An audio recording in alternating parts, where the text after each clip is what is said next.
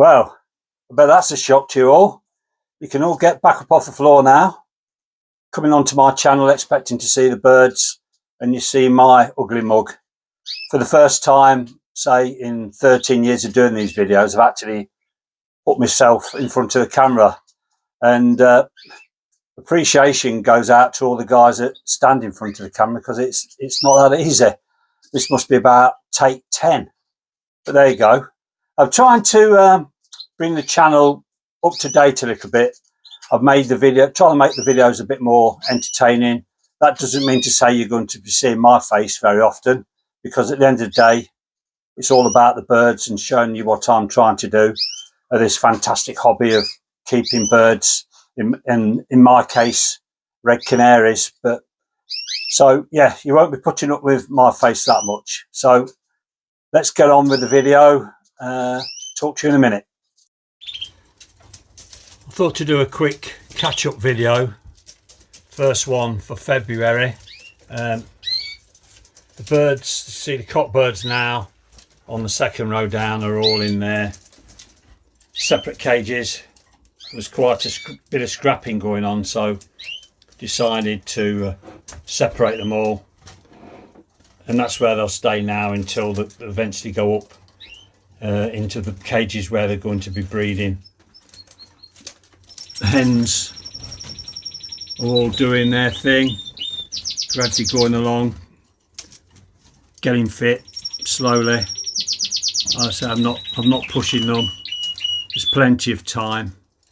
I've been giving them a bit of conditioning seed now once a week, and then some perm albide on the second week. So it's a very gradual affair. I was looking at my breeding records from last year, and they actually went in there into the breeding cages, or with the cock birds, with a separator in there, about the middle of March, and the nest pans went in on the 27th of March. So we're still quite a way off. They're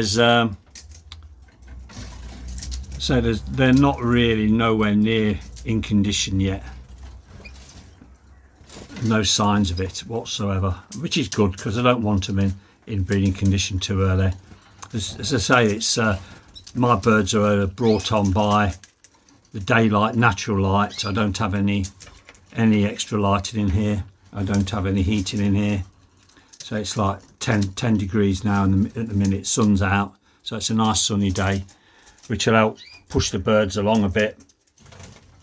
But other than that, they don't get no extra lighting, so they'll come into condition when they're ready. I should keep I'm always in and out of the place, so I'll start to see when the birds are starting to look a bit more like they're ready to go down into breed. I've seen some of the guys using these smoke bombs, so I thought I'd give them a go. Never realised it creates so much smoke.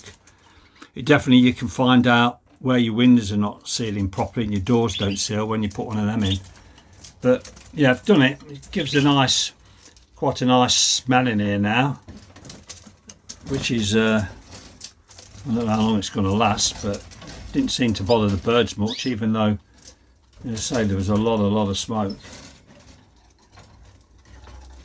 And I've had all the cages down, took them all off, used a Checkmate spray, cleaned everywhere. There wasn't hardly any dirt, to be honest. Very clean. I found a couple of spots where there was some red mite, but they were dead anyway. So yeah, they very clean behind there. These cages have been in a year now. I thought there'd be more dirt behind there than there was, and underneath, but no, very clean, which is good. The birds do have S76 for the mite. I give that in the drinking water once a month for 2 days. I did that all the way. I do that like I did the other year, all the way through the winter, and that'll carry on with that now right the way through the year. Even when there's young in the nest, I still give it to the adult birds, and that seems to. I've not had any problem with mite, but there is some mite in here. I have found them. So, but I didn't have any problems with mite in the nest last year, which I have had other years. Mind you saying that, I do use carbolic soap to stick the felts to the nest pans, as a lot of the guys do use that now. And I have used other things over the years.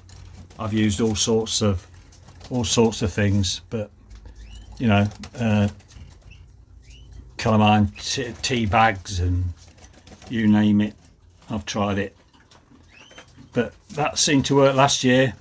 Didn't have any mite whatsoever to ruin me breeding season, kill the young. So I should be doing the same this year. So yeah, that's about it. Say quick catch up. Not really much to show you, other than the birds are looking good. The odd one looks a bit ropey. Well, a couple of hens, the ones I've said before, are still around. The cold weather's doesn't seem to have knocked them back. There's, it's not killed them. The one in I say this every time I make a video. Look at in the seed pot. Look at her pumping a tail, gaping a beak. But she's been like that right since I picked her up, and still the same now. But I don't think it'd be any good for breeding with. But she seems to be. She's not in any distress, so I just let her get on with it. A lot of the birds have lost a few feathers over the winter and have come back. Obviously, they're not been on any chlorophyll red, so they're starting to look a bit orange now because the feathers have been replaced by normal feathers rather than the red feathers. So yeah, the hens and the cocks have started to show a bit patchy, but that's fine. I don't expect them to look pristine after they've been all in together throughout the winter. So yeah, I hope everybody else's breeding season, as some of them have already started. Some are bringing their birds on with a bit of extra light, and some are in the same as me. Just when the birds start to nest and breed outside, then that's when my birds will start to go down. They're brought on by, at the end of the day, they're brought on naturally by the light, and it is what it is. So there you go. So just a quick catch up. You can hear lovely singing away. The cocks have been singing their heads off for all through the winter, to be honest. So yeah, all right then. I'll make another video in a few weeks' time. Thanks for watching. Bye.